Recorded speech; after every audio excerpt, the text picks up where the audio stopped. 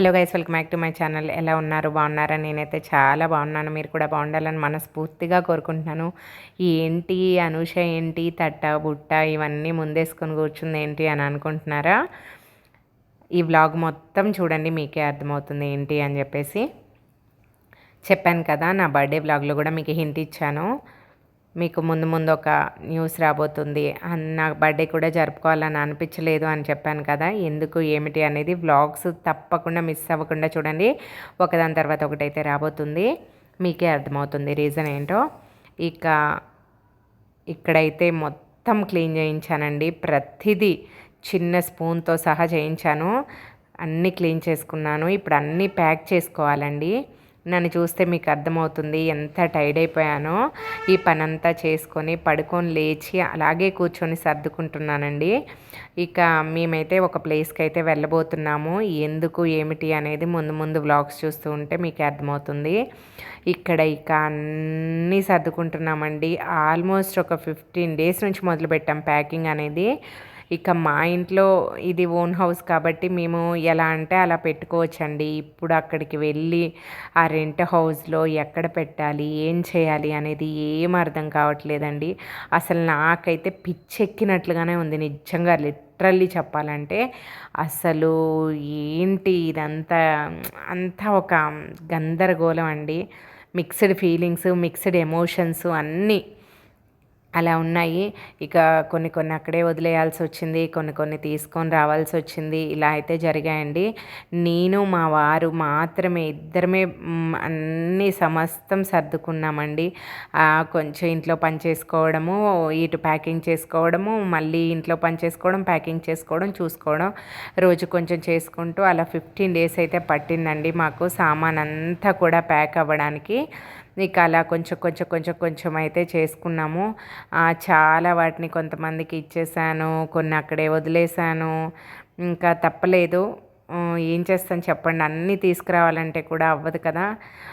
కాబట్టి కొన్ని అలా వదిలేయాల్సి అయితే వచ్చేసిందండి. ఇక్కడ పిల్లల బుక్స్ అయితే సర్దుతున్నాను నేను, మా వారు.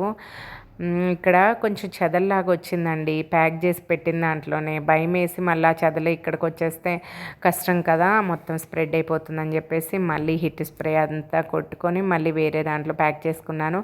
ఇలా ప్యాక్ చేసుకొని ఆ కార్టూన్ బాక్స్లో ప్లాస్టర్ వేసి ఇలా రాసుకున్నానండి. యూజ్డ్ ఐటమ్సా, నాన్ యూజ్డ్ ఐటమ్స్ ఏంటి, లేకపోతే ఏ సామాన్ ఏంటి అనేది అన్నీ కూడా నీట్గా రాసుకున్నాను.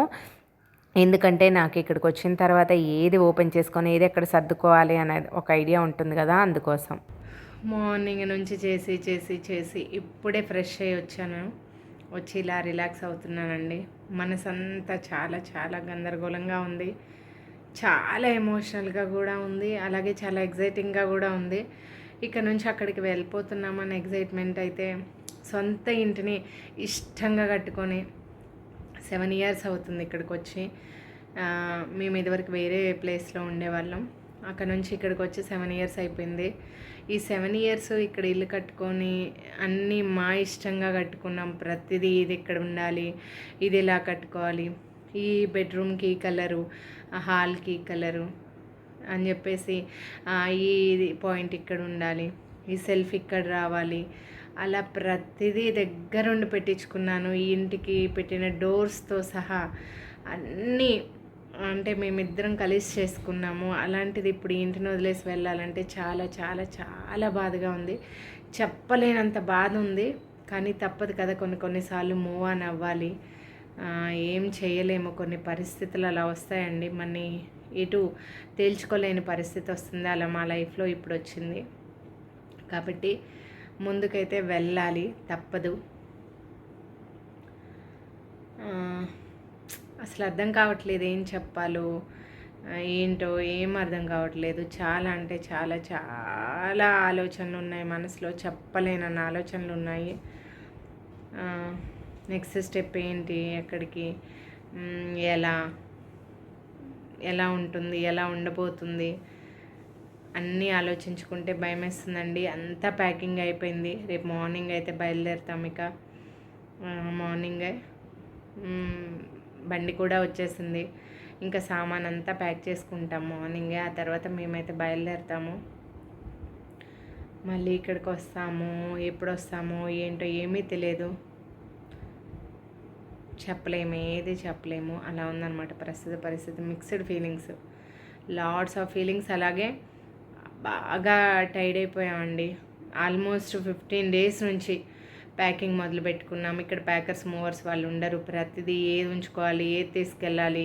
ఓన్ హౌస్లో అంటే మన ఇష్టం వచ్చినట్లు పెట్టుకోవచ్చు ప్రతిదీ. అక్కడ రెంట్ హౌజు, అన్నీ పడతాయో పట్టవో తెలియదు. చాలా అంటే చాలా వదిలేయాల్సి వస్తుంది, చాలా వేరే వాళ్ళకి ఇవ్వాల్సి వస్తుంది. చాలా ఇచ్చేసానండి నేనైతే, చాలా వదిలేసాను కూడా. ఎన్నని పెడతాను చెప్పండి, పెట్టి పెట్టి పెట్టి పెట్టి అలసిపోయాను. సర్ది సర్ది సర్ది ఏది ఎక్కడ పెట్టాలి ఏంటి అర్థం కాకుండా అయిపోయింది. ఇక తప్పట్లేదు కొన్నిసార్లు. అన్నీ వెళ్ళిపోతున్నాయి. పొద్దున్నే వచ్చేసారు, స్టార్ట్ అయిపోయాయి. ఈ బీరువా ఇక్కడే వదిలేస్తున్నాము.